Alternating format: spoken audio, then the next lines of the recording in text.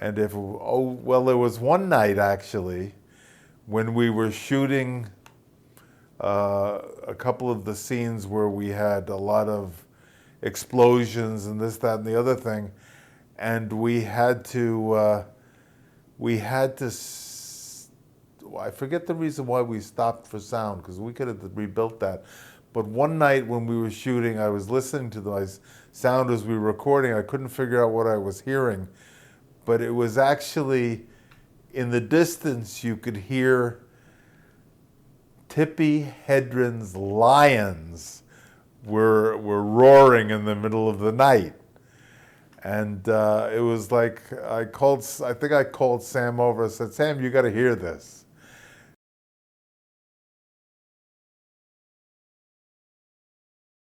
So I'm going to show you some more pictures from the movie. Here is actually a picture of me. Can you see that, Ken? That's me in the Death Coaster. If you remember on the set, this was up in Palmdale, in Palmdale, California. And actually the road that we used to drive to go there is where they shoot a lot of car ads. So I kind of recognized it from some of the car ads I've seen.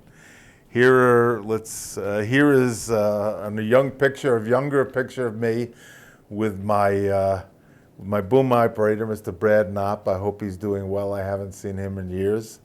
And that's actually my production rig, which is basically a Nagra reel-to-reel tape recorder, boom mic, and behind us is the castle, and you can see that it's a set. Basically, it was built out in the desert in Palmdale, and a lot of the other things with it were put in digitally, so that it completed the castle. But just the things that we needed to shoot to shoot live, we got there. Here's another picture of me on the Death Coaster. If you remember, that's when he was working with the blacksmith and they came out of when the Deadites were attacking. That's what Bruce Campbell drove. And of course, it's the Oldsmobile that you always see in all their movies. Here's actually me on the job working behind my rig recording. Let's see. That was one of the nights where we were working until, I think we worked until morning.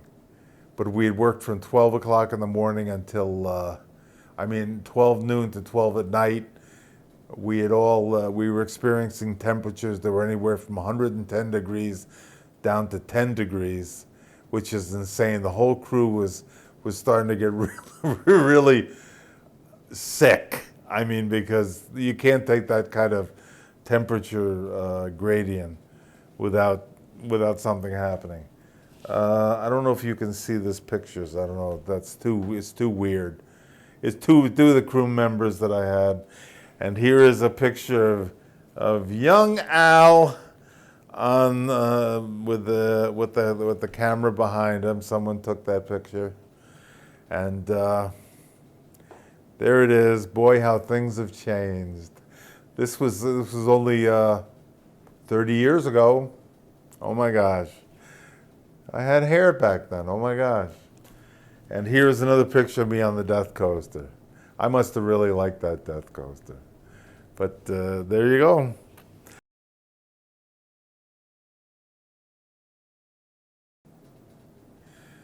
All right, this is a picture of Ted Ramey, who is one of Sam's brothers.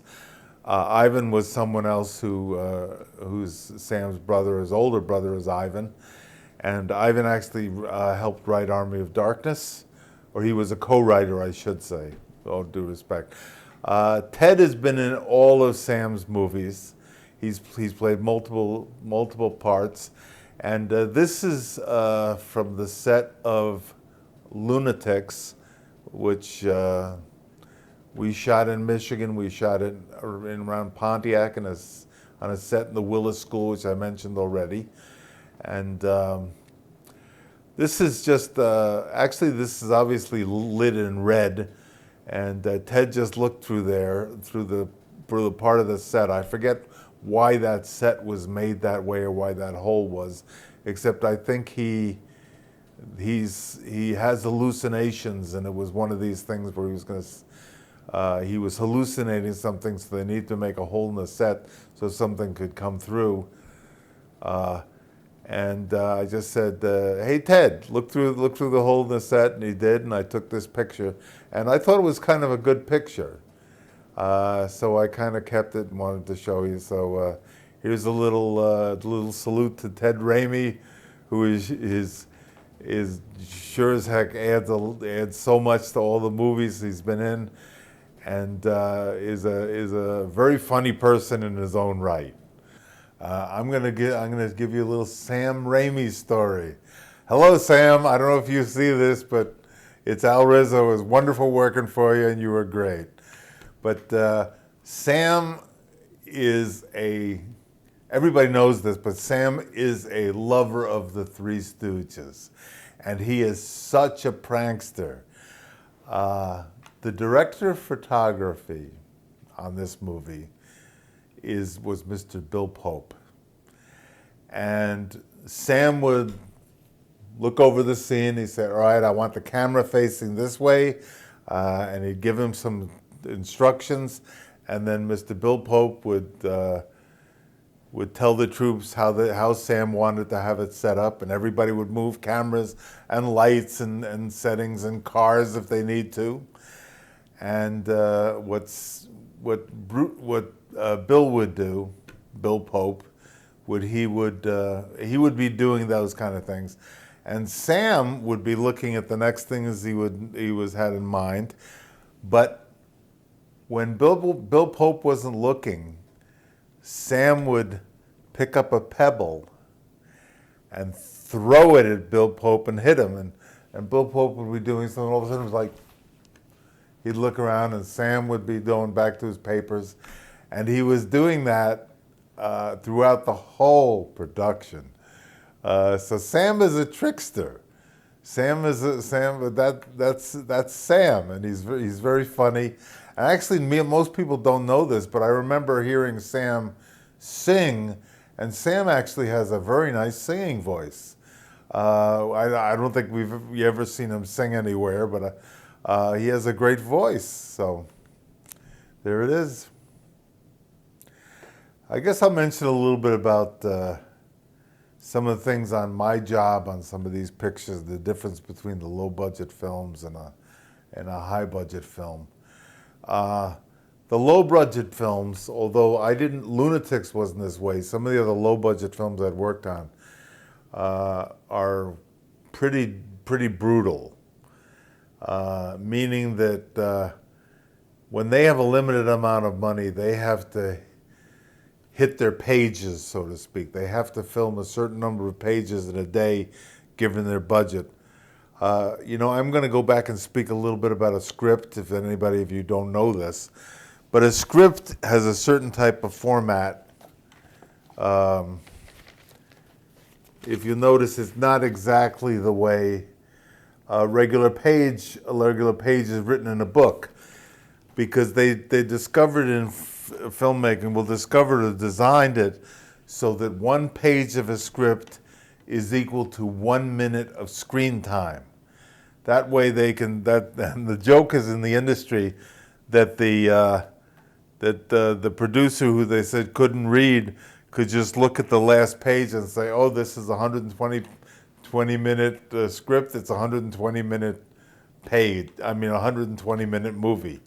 So that was the big joke, but that's basically the way it's done here. So, but anyway, getting back to what I was saying, they try to have a certain number of pages done. Low budget pictures, they're way too ambitious. Most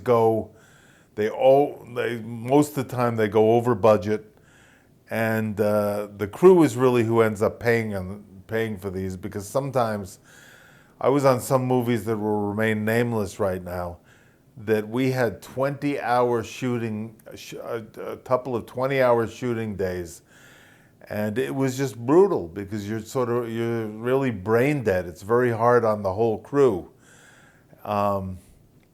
But anyway, the high budget pictures, they budget very well for the time they need. They have built-in contingencies if things go wrong, and they just do it better. And usually the food is really good. Now, there's a saying in the Army that an army travels on its stomach. Well, when you're filming a movie, it's almost like you're dealing with an army, because you have all these people, you're building something that's actually, the movie is custom made. Every shot is custom made. So it's like we're making it up. You have a lot of craftsmen, you got people who are lighting people, cinematographers, grips, gaffers, people who are dealing with the set, doing repairs on the set, making the practical special effects like puppets. You're bringing all these people together to give a vision of one man who is the director, or the script through the director's eyes. So it's a good idea to make sure that the crew is very well fed. And we were on Army of Darkness and at Lunatics also. We were very well fed.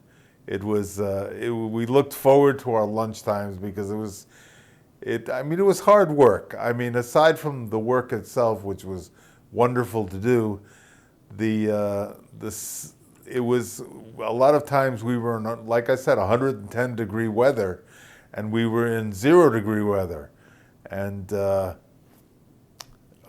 that's hard on a person's body. And to go home and to fall asleep and to get up the next morning and rush out and do the same thing, after a while it kind of takes a toll on you. But we did all right. It was pretty good. My particular job on Army of Darkness was pretty straightforward. I felt like I was very prepared for it in terms of the equipment that I brought to the set, to the scene. I think they used a lot of my production tracks. I don't remember if Bruce and I discussed that afterwards, but if I remember, the production tracks were pretty clean. And there was one night actually when we were shooting a couple of the scenes where we had a lot of explosions and this, that, and the other thing, and we had to I forget the reason why we stopped for sound, because we could have rebuilt that. But one night when we were shooting, I was listening to the sound as we were recording. I couldn't figure out what I was hearing, but it was actually in the distance you could hear Tippi Hedren's lions were roaring in the middle of the night. And it was like, I think I called Sam over and said, "Sam, you got to hear this." And it was interesting to hear, because it's amazing how stuff's so far away. And well, she's not that far away from Palmdale, I don't think. And Tippi Hedren was an actress. She was known she was one of Alfred Hitchcock's blonde bombshells, I think they used to call them. And she was in The Birds, and she was, I forget some of the other movies. I forget some of the other movies she was in. For those of you who don't know who Tippi Hedren is, although she loomed large when I was young, and people still know her. Tippi Hedren is the mother of Melanie Griffith, who maybe is before your time, some of you, I don't know what the audience looks like. And Melanie Griffith's daughter is Dakota Johnson, who was, I think, 50 Shades of Grey? Yeah, so that is the lineage. So Dakota Johnson's grandmother is Tippi Hedren. I heard a sound in the background, and I couldn't figure out what the heck it was or where it come from. But we actually got a recording of Tippi Hedren's lions that were roaring in the middle of the night. We put two and two together what it was, because we knew she lived up there and she knew she had lions. So there you go. With sound, you got to deal with jet planes, people talking, people dropping stuff, people talking over each other's dialogue. And you just have to be sort of very aware in the moment of what you're recording. Now, a lot of people, I have to give credit to the boom operators that I have worked for, because the boom operator is the guy that's holding what looks like he's holding a stick with a fuzzy caterpillar on the end of it. And, oh, actually I have a picture of, I'll show you the picture of the fuzzy caterpillar if I can find it. There it is. What it is that's a microphone in a windscreen with something to diffuse the wind. Now, anybody who's had a microphone outside realize that you get the wind sound, that rustling. Well, this device out here actually takes the rustling away or minimizes it, or so you don't hear it, so you can get clean recording out there in the air. But the boom operator is so important because he has to get close enough to the actors to get the dialogue and get it clean, and he's got to move it if one person's talking or the other one is. But he also has to keep the darn microphone out of the shot. That's an art in itself. And he has to be able to hold that thing, hold that microphone up there sometime for a long time. And just think about holding something over your head for, well, a take can be as long as 20 minutes, because that's as long as a film. We were shooting with film. We weren't digital yet. That's as long as a take could be in a camera. All right. Well, I just thought I would share with you a few stories of working on Army of Darkness and meeting director Sam Raimi, Rob Tapert, the producer, and Bruce Campbell, who was the star. And some things that went behind the scenes and all. And if you, we could do a follow-up on this sometime if you want. If you have questions, you can put it on the link below us. And Mr. Ken Campbell, who has done this, is gracious enough to do this, can forward them to me, and maybe we'll do another one if you want. Unless you don't want to see this old gray face again, I'll go away. But if you have questions about the movie, what went on behind the scenes, let me know, and I'll be happy to answer them for you. Good luck and happy movie watching.